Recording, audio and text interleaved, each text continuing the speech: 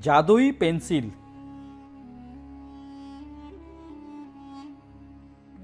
गोरखपुर नाम का एक गांव था। उसी गांव के बाजू के जंगल में एक गुफा थी। उस गुफा से एक दिन कुछ विचित्र प्राणी निकलते हैं और गांव की तरफ बढ़ते हैं। ये देखते ही सब गांव वाले डर के भाग जाते हैं। वो गांव पर अपनी शक्ति से बहुत ही भयानक ऐसा हमला करते हैं।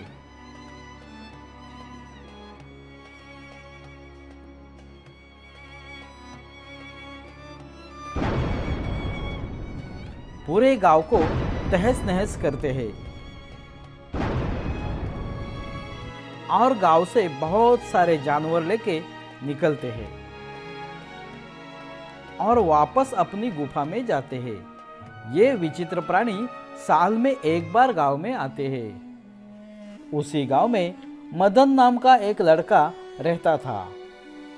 माँ और पिताजी गुजर जाने के बाद वो अकेला था। गुजारा करने के लिए क्या काम करूं, ये सोच रहा था। एक दिन वो मिट्टी के मटकों का व्यापार चालू करता है। वो ठेला लेकर मिट्टी के मटके गांव में बेचता फिरता है।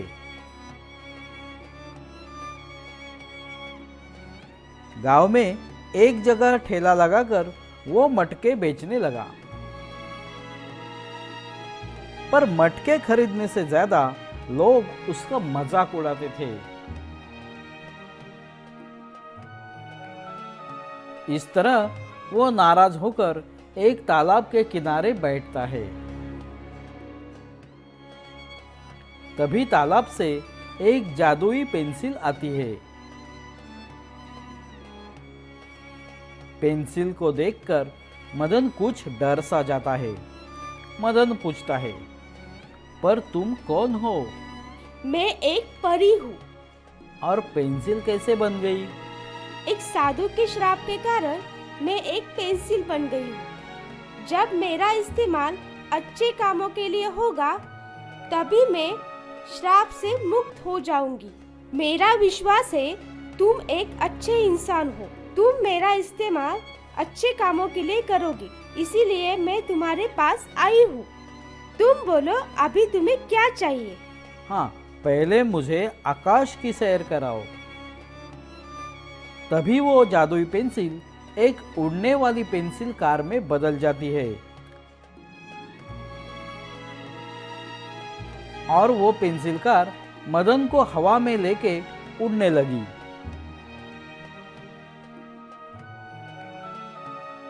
उड़ते उड़ते वो एक बर्फीले टापू पर आती है। वो एक बर्फीला टापू था और उस टापू पर बहुत सारे गोरिल्ला रहते थे। कोई भी मनुष्य उधर नहीं रहता था।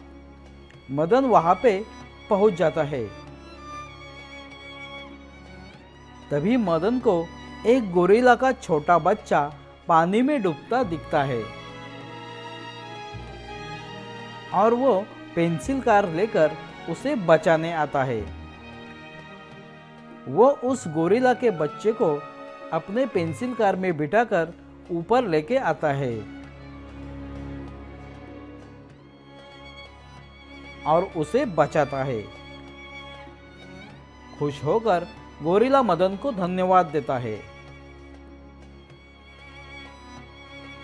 और मदन वहां से निकल जाता है।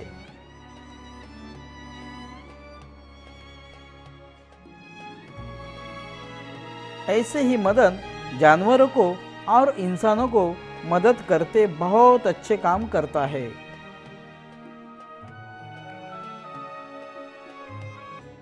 ऐसे ही एक साल गुजर जाता है और एक दिन वो विचित्र प्राणी वापस गांव में आते हैं और हंगामा शुरू करते हैं। बहुत कल्ला मचाते हैं।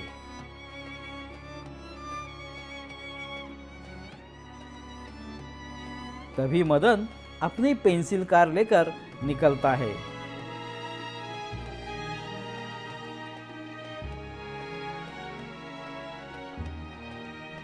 और उन पर अपनी पेंसिल कार से बहुत बड़ा ऐसा हमला करता है।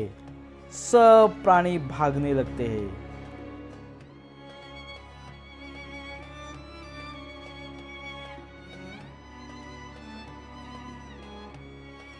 भागते भागते वापस गुफा में जाते हैं और कभी भी वापस नहीं आते।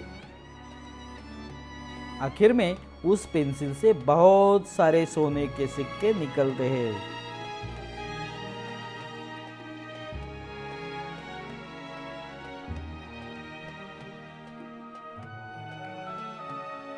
परी श्राप से मुक्त होकर वापस परी बन के उड़ जाती है।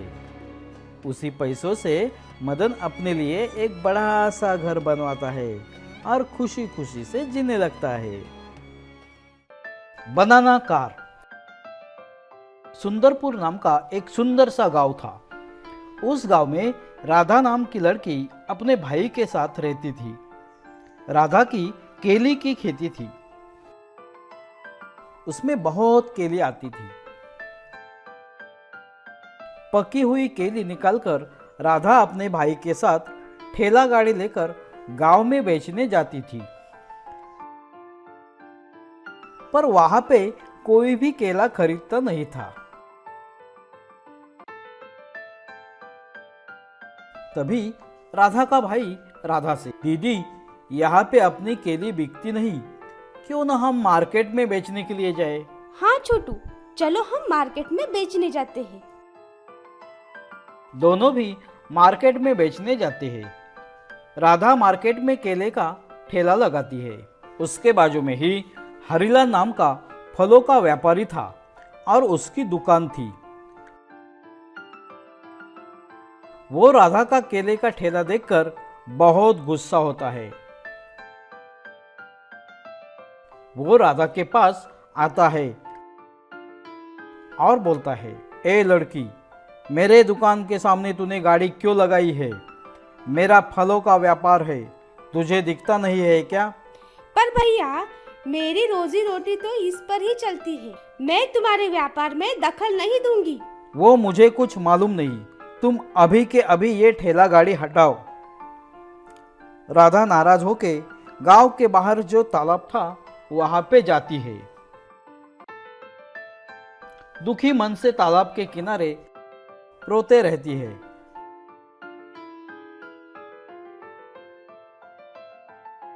तभी तालाब से एक राक्षस मस्त ऐसी बनाना कार लेके बाहर आता है।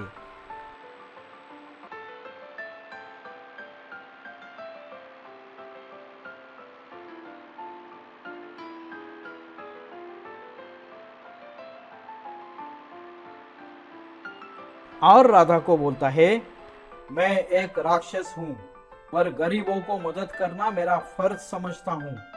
बोलो, तुम्हें क्या समस्या है? राक्षस महाराज, मैं जिधर भी जाती हूँ ये दुनिया वाले मुझे रोजी रोटी नहीं करने देते। मैं केले का व्यापार करती हूँ, पर जहाँ जाती हूँ वहाँ लोग मुझे व्यापार नहीं करने देते, इसीलिए मैं बहुत दुखी हूँ।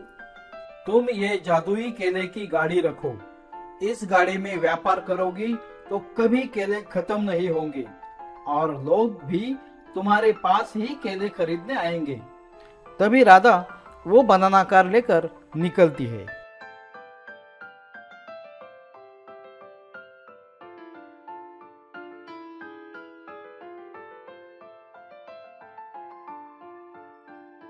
तभी सभी लोग राधा के पास ही केले लेने आते हैं और राधा का बिजनेस बहुत बड़ा होता है और राधा के पास बहुत पैसा भी आता है। तो दोस्तों, इस बनाना कार के लिए एक वीडियो को लाइक करो और ऐसे ही मजेदार कहानियों के लिए अपने चैनल को सब्सक्राइब करो। धन्यवाद।